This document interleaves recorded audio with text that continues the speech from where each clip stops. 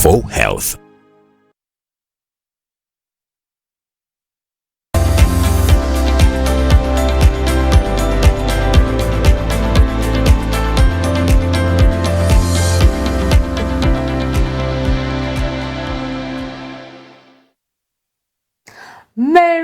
Merry Christmas to all of you that are viewing Bethany TV wherever you are, whether on Facebook, YouTube, on X Spaces, or on GoTV, or on free to air. That is channel 1841 and channel 170 respectively. Now, we all had a lot of ambitions in the year 2023, and we were aiming at so many things. Many we have been achieving, and some of you had a goal of losing or gaining some weight. I'm very sure you set up different lifestyle changes that were to help you achieve different goals. But however, many of you have not achieved these goals. Now, today we have an interesting topic to discuss on the Pediatric Voice. It has been known to be an adult problem, but however, we've seen it to occur in children and rising over the decades to almost from 4% to almost 20%, affecting about 20%. And it has been seen to increase with increasing age, that is more in adolescent age. But the question is, what is causing this problem? And that is childhood obesity. We are seeing several children having excessive weight for their age and height. The question, what is causing it? What can we do about it? And you know what? As we are entering into the festive season, enjoying Christmas, it is full a lot of enjoyment, serenity, and so much more. This is a time for us to decide on how best we can help our little ones to avoid the silent killer, childhood obesity. Welcome to the Pediatric Voice. I'm your host, Dr. Helen Namsoke, and today I'm hosting Mr. Sentongo Patrick, a nutritionist at Mukono General Hospital and also a nutritionist at Impact Health and Diet. We are going to discuss childhood obesity. Our viewers out there are waiting to hear from you. Okay. As she introduced me, my name is Sentongo Patrick. I work with Impact Nutrition and actually childhood nutrition and lactation as a lactation consultant. Then I also work with Mukono General Hospital as a nutritionist. And we are here to discuss childhood obesity. In a layman's understanding, childhood obesity, as she defined it, it's when a child has more weight compared to their height. Okay, before you define it, sir. Yes. Now, let's have a documentary on childhood obesity so that we get to understand the statistics. Childhood obesity is a complex condition associated with excessive body weight for height and age, that is a body mass index above the 95th percentile for age and height. While obesity has been known to be an adult problem, the prevalence has grown from 4% to 19.3% globally. The prevalence increases with age, that is 13.4% for children aged 2 to 5 years, 20.3% for the age group of 6 to 11 years, and 21.2% for those above 12 years. This is attributed to unhealthy eating habits and inability to carry out age-appropriate exercise. Childhood obesity poses a risk of non-communicable diseases to children like adult obesity, hypertension, diabetes mellitus, asthma, sleep apnea, heart disease, depression, and low self-esteem. With proper dieting and age-appropriate exercise, we shall fight childhood obesity and non-communicable diseases.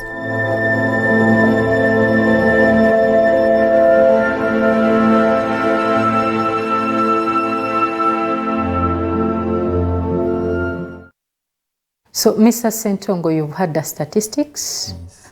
Yes. Childhood obesity is here with us, and it is actually a big problem, 20%.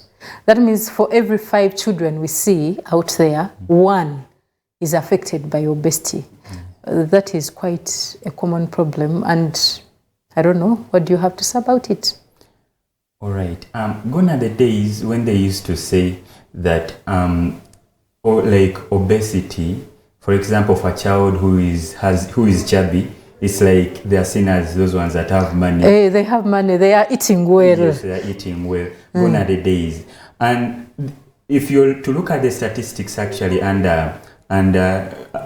with Uganda National Bureau of Statistics, they say actually obesity is more common in the rural areas than in the what? In the urban settings. Why? This comes in food selection.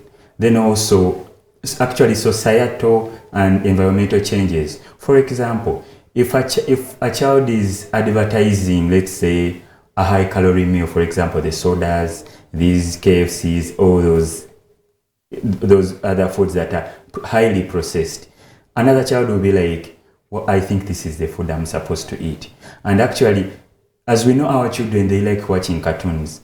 Another marketeer would get like maybe an advert using cartoons to advertise a meal. These are societal changes. Then also, these societal changes also come in, for example, in schools. Since our policies, they are there but they are weak. You can find a school in urban setting, even in the rural setting actually, when they have no football pitch. The only thing that a child will think about, it will be reading and reading only. So they will eat all their junk that they have eaten from wherever they have seen it, or maybe it has been introduced maybe by a relative or someone. Then instead of doing the physical activities, these days our children like to read, and everywhere they go, everyone wants a bright research. Yes. So even research, they be sitting on computers, they don't have time to play. And this has increased obesity. Why? Because the calories that are eaten are not being burnt down. So it will increase the what? The prevalence. Yes. Okay, that is interesting. Before we go into the prevalence, incidence, and all that, yes, the statistics, in other words, what is childhood obesity?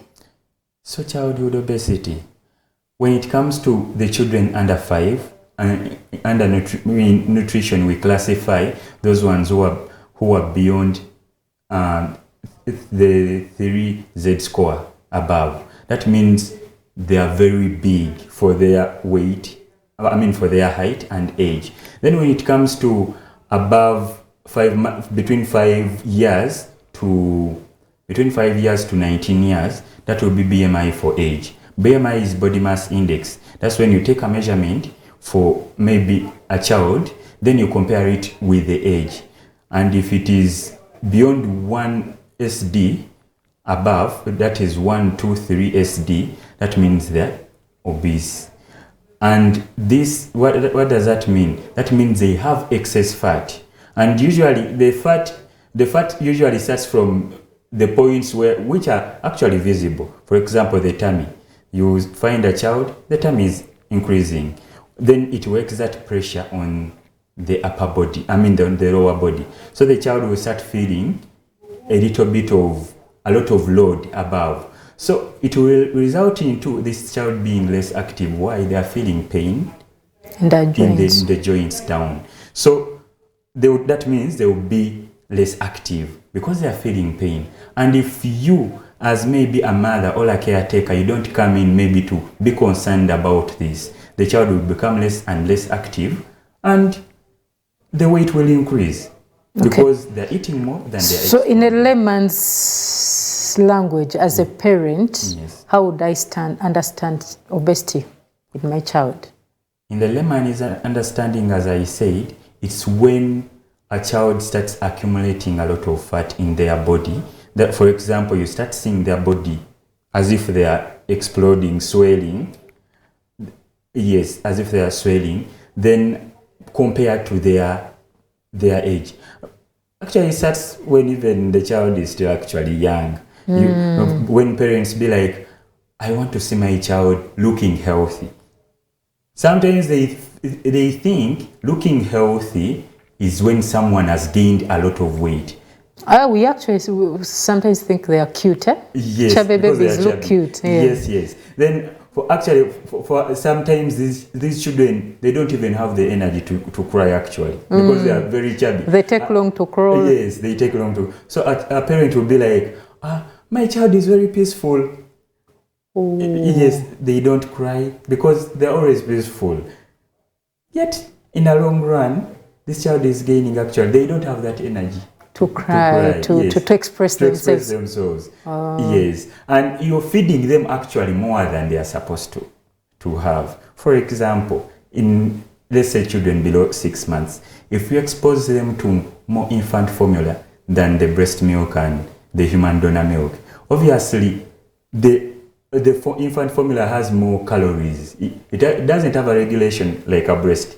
A breast knows when a child is this age, the nutrients are tailored for that age group. Yes, of which it is not in the formula. Formula, it is balanced. Okay. So this child will gain and be chubby, and the mother will be like, my child is healthy. Then the neck will start swelling. Usually the neck starts getting these, how should I call them? I only know them in Uganda. We say that. The folds. Yes, those folds. And mother will be like, yeah, my child is growing so well. I thought it is a sign of beauty. Don't just... So those are the challenges that come with that actually they can. Those are the challenges that can show that this child actually is gaining excess weight. Even other things that can come in. Usually, in children they can get constipation. Constipation can be on a rise in children, and mother will be like, my child passes hard stools. But when you try to do the dietary assessment, you realize actually what this mother or caretaker is giving, it's contrary to what the child is supposed to eat. So that's also another sign. And in a long run, as you know, that the statistics say adolescent obesity is actually much higher than what? Childhood below 5 years. Yes. That means you have started exposing this child to such foods, and in a long run, chronic diseases will develop. These days, hypertension, diabetes, they are actually on the rise in adolescents and young adults. Why? It's because the vicious cycle continues like that. Okay, thank you. So what are the factors that would put one child at risk of obesity and the other being safe? The interesting factors, as I said earlier, those are environmental and societal. For example, the environment we are living in. If these days we are fighting so hard to use the nice schools, okay? Our children have to go to nice schools. Then the nice schools, which have only one block, which has all classes. A flat. And you realize that it has an elevator. It doesn't have maybe staircases or the inclines. Okay, so this child will be using an elevator, then they will sit the whole day in class. Then when they are going back home, they will sit in a comfortable seat at the back of the car. Then when they reach home, maybe they are actually even video games. They will just sit and wait for food. So lack of exercise. Lack of exercise. That is one of them, of which the recommended is about at least 60 minutes at least per day being active. Even though you're not digging or running, as long as the child. So as long as my child can get an hour of play, yes, every day, it's actually enough. Then what are the appropriate activities they can do for the different age groups? For example, a child between a year and 3 years, 3 years and 5 years. Actually these days we more like the homes where we can't access actually playgrounds or. Because they're always. I imagine, because you know how Kampala is. Yes. We buy our plot of land, 50 by 100, put our house and a small compound. So what activities can my child do? Activities are very simple. They can play with other children. In a long run, they are creating relationships and they're cutting down the calories they have taken in. For example, how much does it cost you to spend maybe an hour with your child, maybe they are at the playground somewhere else after your work? You see? These are actually behavior changes. These are behavior changes. Though we have watched maybe... So as I'm working out as a parent, yes, I go with my child. Maybe you can go with your child. Maybe there are these playgrounds actually around the town. Actually, they are increasing. And these days, since we are now talking about obesity, people are actually monetizing actually the whole process. They're putting these playgrounds somewhere for children to play at a cost. But how does it cost you? It might cost you maybe 5,000 or 10,000. But saving you a lifetime of diseases. I get you. Yes. Other risk factors? Other risk factors, it can be the access and availability. For example, when you go to a supermarket, usually supermarkets, the first thing you will see junk at the forefront. And advertising, atunda yolesa. That's the saying. Yet then the healthy foods, usually these ones that are kept in refrigerators, they are the back. They're at the back.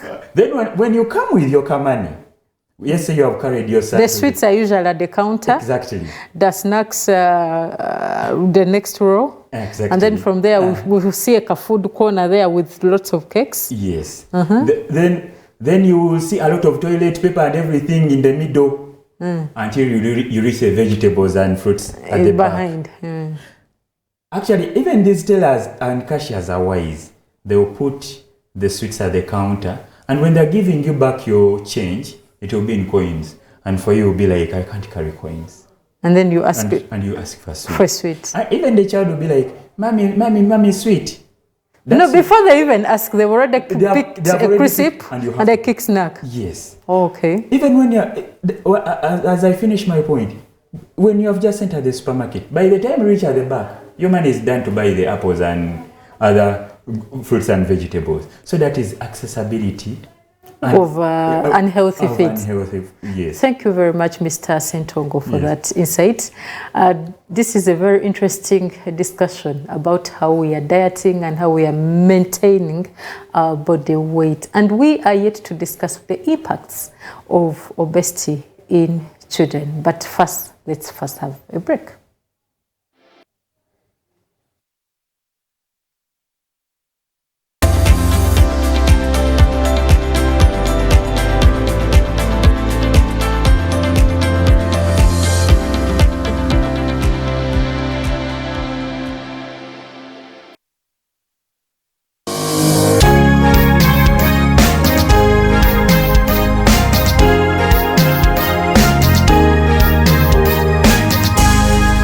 Bethany TV for health.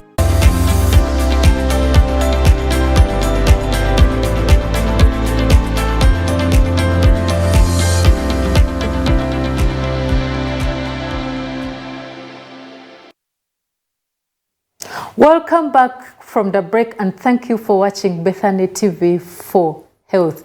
We are discussing childhood obesity on the Pediatric Voice this Wednesday, and we are hosting Mr. Sentongo Patrick, who's a nutritionist at Mukono General Hospital. We were discussing the risk factors before break. So first you told us lack of exercise, and then the accessibility to unhealthy foods. Yes. Then also, usually another interesting aspect that usually comes in that actually people usually ask about is the genes affecting these children. That usually they ask, do genes affect my child being overweight? So you mean in the blueprint of someone, they can be having a predisposition to excessive weight? Yes, there are studies, although these studies actually need to be studied more, but actually there are studies that say, for example, if a mother is actually if a pregnant mother is gaining excessive weight, which is usually called gestational excessive weight gain in gestational period, it can predispose this child to have maybe the hormones are usually, the hunger hormone usually rises up. Oh, those are the babies that are born that are already overweight. Yes. 4 kilograms.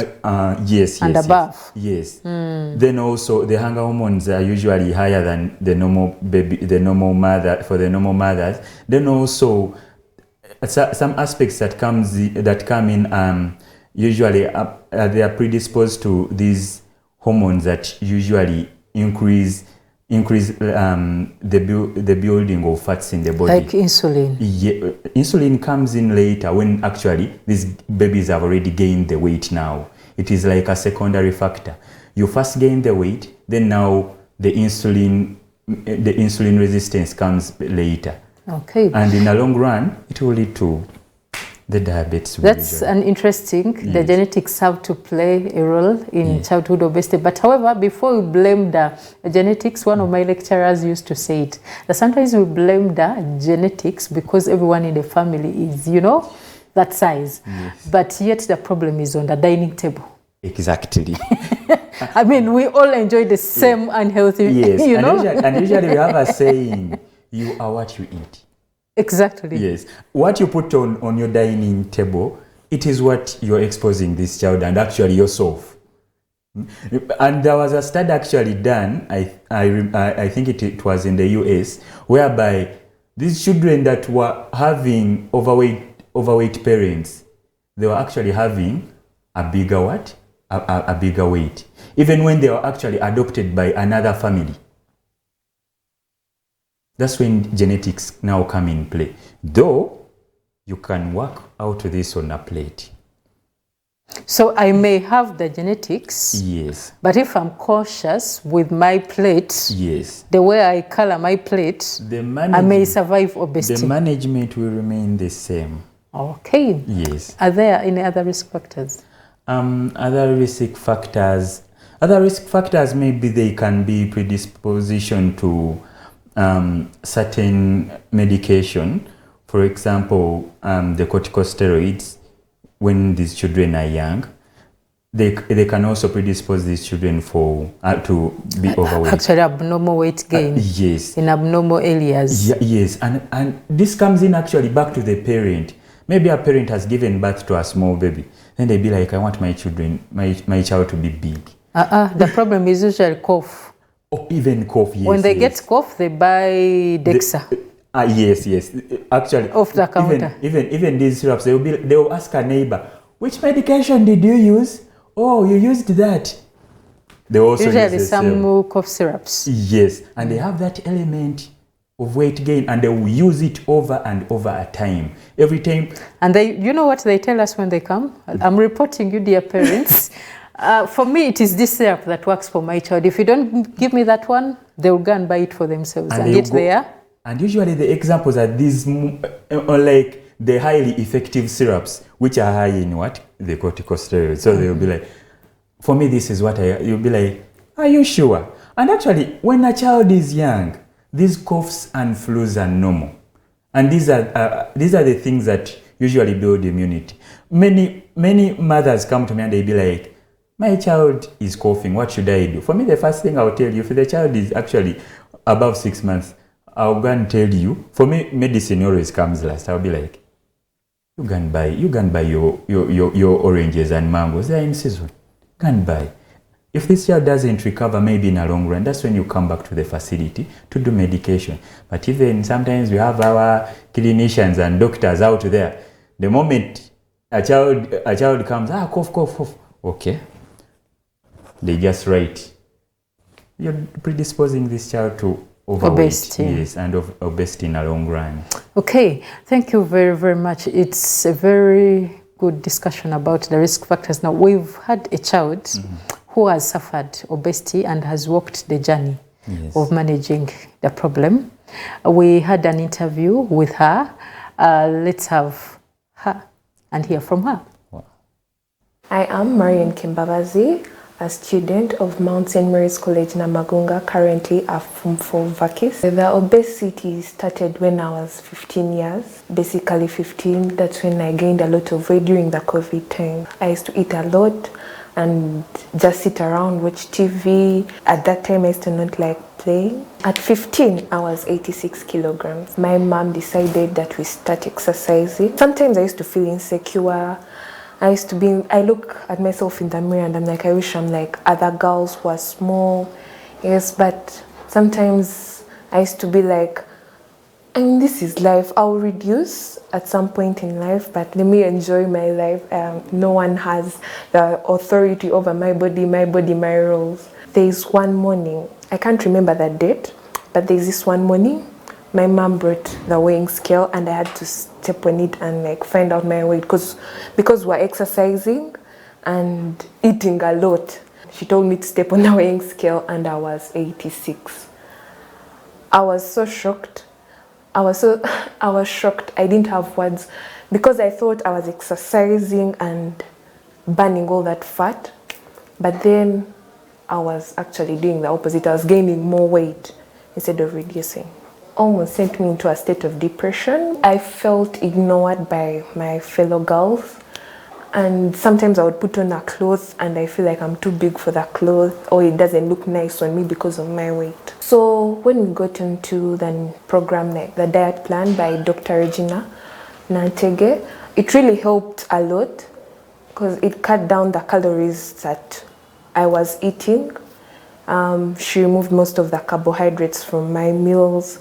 The only carbohydrates I was left with was yams and pumpkins and Irish because they have very little calories and they're high in fiber. The meal plan was for 8 months. After the 8 months, we had to go back to school, and at school it was hard. It was hard to like keep up with the weight, like maintain the weight. But then I reduced the fast foods that I ate. For example, the fries, the deep fried chicken, the hamburgers, the hot dogs. I reduced that very much. Every day, I used to work out. I still work out 4 times a week, yes. And at school, I used to make sure I jog. So far, an interesting journey. After that nutrition program, that diet plan, I was inspired by Dr. Regina to be a nutritionist, and that's what I want to study.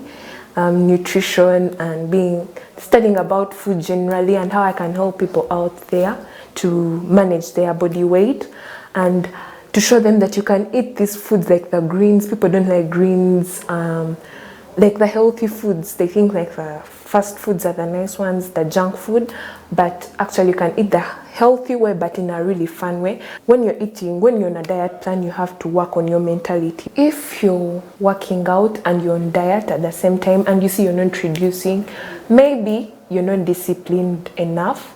You have to check on your discipline. To be on a diet, you have to be highly disciplined. You have to completely be focused on the diet that has been given to you by your dietitian or your nutritionist. Parents, during this Christmas period, they should watch what their children eat.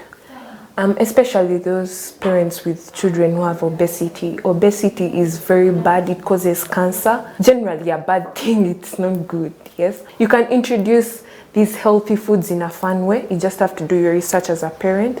And also, if your child is on a diet, help support them. You as parents should be an example to your children.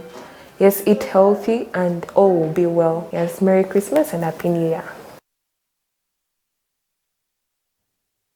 Yes, Mr. Sentongo, you've had the child express herself and how she felt about obesity when she was, she wasn't comfortable with her body image. Yes. What are the other complications apart from low self-esteem of childhood obesity? The other complications actually, as we know, obesity leads to chronic disease. Chronic disease, these are diseases that come in a long run. They don't come like in one shot and they hit you. So they slowly eat you up. They slowly eat you up. For example, the diabetes mellitus we are talking about, since increase in weight can lead to insulin resistance. Then that is type 2, that means? Yes. Then the other thing that can come in, they can have other complications that are with their muscles and the skeleton. For example, is it osteoarthritis? Yes. Whereby they'll feel like joints are burning they're burning inside there. Why? Because their bodies, for every bones, they have a certain weight they should carry. They should be holding for a certain age. And these are things that come in a long run.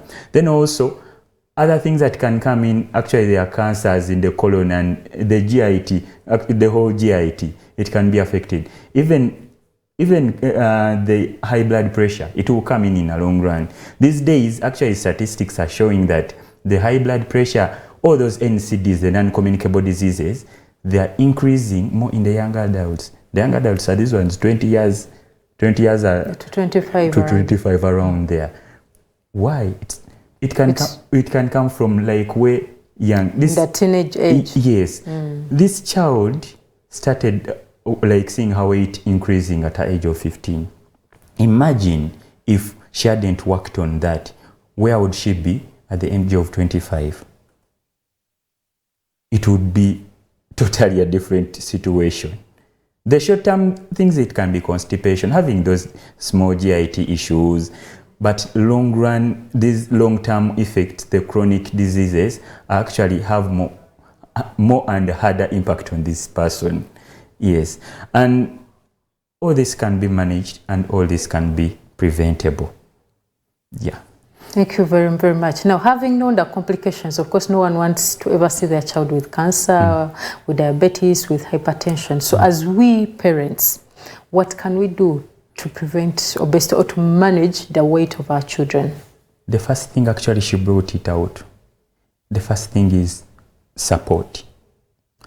Many times when our children, maybe they get a complication, maybe they tell maybe their parent, sometimes they can be judged, or maybe their friends actually.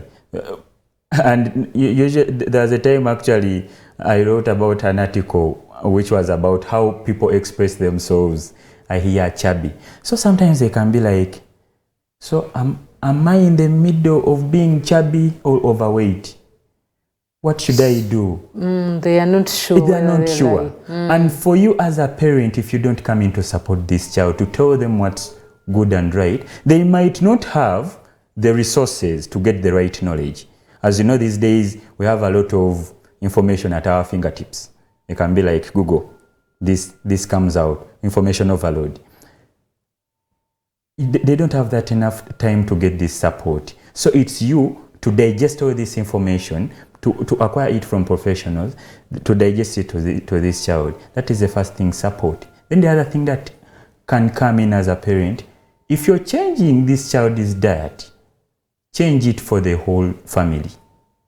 So that the child does not feel like they're missing out on something. Place. Or they have a problem, that's why for them they are eating, exactly. like this. We had a scenario, obviously I can't name the person, but we had a scenario whereby this child, she was feeling that they were actually being oppressed at home because she was the only person on the plan. So they were feeling that, why me? Why is everyone eating chocolate and ice cream and taking their soda? I'm on a watch? Yes. Why do I have to eat all these vegetables? Some reach an extent of going back to the kitchen, they refry the food, then they eat it, You after you making their this is your juice, you give them a juice without maybe sugar or what. Yet the rest of the family they have added sugar. They will sneak around and steal the sugar. Yes. Oh, actually they can be at the dining table and they be like, I don't have appetite. Then for you in your mind, since you don't have time, you'll be like, she doesn't have appetite. She will eat when she feels like. Then when she realizes that you are away, she'll go back to the same kitchen. She'll prepare something else. So when you're changing... I'm getting something very interesting. Yes. I think on top of doing a meal plan for the whole family, yes, maybe the parents need to get these children to understand yes, why they are doing what they are doing. Because I imagine if my child understood why we are doing this diet, maybe they may not sneak around and go behind my back. Yes, understanding is there, but this child, for example, they have maybe below 10 years. They don't have, yes, you will tell them, but their reasoning won't be the same as the teenagers. The teenagers. So they won't understand. To support them well, do it as a family. Make it interesting, okay? In your fridge, instead of saving all the chocolates and cakes. We put fruits. Yes, the natural fruits. Put the natural fruits. Okay? You just make it a habit that For you, when you're coming from work, you carry fruits home. This child will actually, even when they grow up, it will be in their mind that when my parent used to come home, they used to carry fruits, not chocolate. Okay? I'm not saying that chocolate is bad. It can be like a one-off. Because actually, she worked with Impact Nutrition, with Regina specifically. We don't condemn anyone. We don't have the don'ts in our management. We don't do don'ts. Actually, we work on your favorites, your likes, to get a plan that really works for you. Yes, so that is supportive effort. So in the long run, someone doesn't feel out of place. Oh, why am I doing this? Why am I getting a different meal? What? They will actually continue maybe having the rice portion and their vegetable portion. What does it take for you as a whole family to have a healthy plate?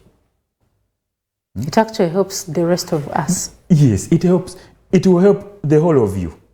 And these things actually you can build them. When you talk of a healthy plate, what comprises of a healthy plate? A healthy plate, it's when you have your carbohydrate portion, your protein portion, then you have your vegetables and fruit. Okay? How much of each should I have? Now that's where the challenge usually comes in. It depends on the goals of maybe anyone. For example, if maybe a child is trying to lose weight, usually we try to tell them, maybe let's try one carbohydrate at a time, instead of mixing very many carbohydrates on the same plate. That's what she called discipline. What are the common carbohydrates, common proteins on our day-to-day life? And those are the rice, the matoke, the ones that we have actually. Cassava, yam. Yes, the cassava, yes. She talked about discipline. That's why the discipline plays part. If it is, you decide. If it's posho, I'm having my posho. If it's rice, I'm having my rice. Other than because in case a child who is trying to lose weight, they have the posho, the rice, then the cassava, they will misfire. The calorie load will be really, really high. Because for a child or any person who's trying to lose weight, what they have to do is to lower their calorie intake, then increase their energy expenditure in a day. So how do they increase the energy expenditure? That is through the exercises. Through exercise. Yes, reducing the sedentary lifestyle. There is the way we idolize the sedentary lifestyle these days. I hear I have to play games all day, the video games I mean. I have to sit down. I want to watch TV. What does it take maybe to play with your child? So we come out and do the outdoor play. Yes. You can do the kwepena at home. Does it hurt you? It wouldn't hurt. Actually, you'll be reminding yourself of the golden times.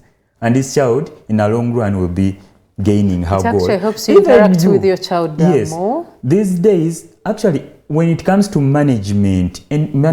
weight management, it's more of behavior change. You have to change the environment in order for... Now, the challenge is our children are at school most of the time. Yes. And we are in the boardroom most of the time. We leave home very early and hit home very late in the night. Yeah. And unfortunately, most of the schools no longer have pitches for sports. So how do we deal with this? The recommended time for physical activity, it's 150 minutes per week. Actually, these are routines you can build. For example, let's say if you wake up early in the morning, maybe you can decide if this child, for example, that child was 15 years old, they were staying at home the whole day. For example, let's say you are working, a working mother or a working father, you have 8 working hours, right? But if you build a routine that you wake up early, maybe you do simple stretches in the morning for 30 minutes every day. Though we have a challenge of TV, screen time. You come back at home, you spend all your time on your gadgets and everything and the TV, and by the time By the time you reach the sleeping time, it's already late. So you won't actually have even enough sleeping time. Sleep. So the quality of sleep is also very important. It's very important, because if you sleep late, you wake up late. You won't have your routine. And actually, even the more time you spend awake, you're at risk of snacking. Oh, get you. What are you having in your fridge? What do you have at your dining? We have the way we idolize having sweets at the dining table. Anytime someone is hungry, they throw sweet inside. I get you. Yes. We've seen children in our practice that are actually exclusively breastfeeding, but their weight is getting out of hand. What's your comment about it? Usually, for example, when a child actually is born with actually more, which we don't usually get as the normal weight. Is overweight. Overweight, yes. They usually have that massive weight. But the more you breastfeed exclusively, the body will adjust.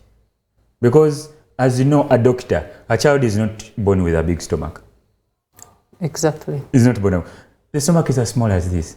But though there is a way our caretakers and mothers be like, oyo mwana mulenzi abeera n'olubuto lunene. Omwana omulenzi ayonka nnyo. Yes. And you as a health practitioner, if you don't try to dig in what is causing maybe this weight not to drop, or maybe not to be in the normal ranges, if they don't open up to you, you might not know that maybe they are adding a bottle somewhere. You know we are working. Even mothers like working. What will my child eat? Instead of maybe expressing the breast milk, they do some formula. They will do the formula. Okay, that is very interesting. Now, what is your take-home message today? My take-home message when it comes to childhood obesity, when you're trying to manage your child to lose weight, let it be like an environmental or a societal change. Let it not be idolized just to one person, because the child won't lose weight. They will feel like they're being blamed for maybe eating a lot. Okay? Let the whole family try adjusting slowly by slowly. Bring in the healthy plate. Make vegetables available at home. If you're stocking, if you're buying, make sure that every weekend as you go to the shop, you shop your vegetables and you put in your refrigerator. I'm sure even though you have a maid, maybe they will feel shy to leave them to rot. They will end up cooking them every day to utilize the vegetables that you have. So let it be collective effort. It's not for one person. You can't manage childhood obesity as you're managing a child. It is collective effort. Thank you very, very much. Dear viewers, we have had a very interesting discussion on childhood obesity today. And you know what? It is around that time of the year when you're setting the annual goals. And it can be one part of your annual goals this year, coming 2024, to set a goal of maintaining the weight of your family. That is the adults and the children as well. And we have heard it from Mr. Sentongo, that is a nutritionist, that we gain weight from what we eat. In other words, if you manage your diet very well, if you set it to your mindset that we are going to eat healthy, more vegetables and proteins and less carbohydrates, that is the rice, the matoke, the posho, starches, and so many other things. If we eat less of these and more of the vegetables and the proteins, the water, and then we introduce outdoor exercises for our children as we reduce their games and so many, we are going to manage the weights of our family and improve the esteem of our children. And guess what? We are going to prevent the non-communicable diseases, that is the cancer, the asthma. Very many of you say, my children wheezes, but actually the problem is the weight, and that is why your child gets to wheeze. So if we manage that weight very well, we are going to prevent asthma, we are going to prevent cancer, type 2 diabetes, hypertension in children, adulthood obesity. You know, no one wants to be fat in their adulthood. They feel low, and sometimes it may push our child or our children into depression. So it takes an effort to achieve. So as we go into the festive season, as we enjoy the serene lifestyle in the festive season, let's put it to our mindset to plan to achieve the appropriate weights for our families in the coming 2024. Merry Christmas. I've been hosting Mr. Sentongo Patrick, who's a nutritionist at Mukono General Hospital, as well as Impact Nutrition, and I've been your host, Dr. Helen Namsoka. It has been an interesting year with you on the Pediatric Voice and Bethany TV for Health. Till we meet after Christmas. Merry Christmas.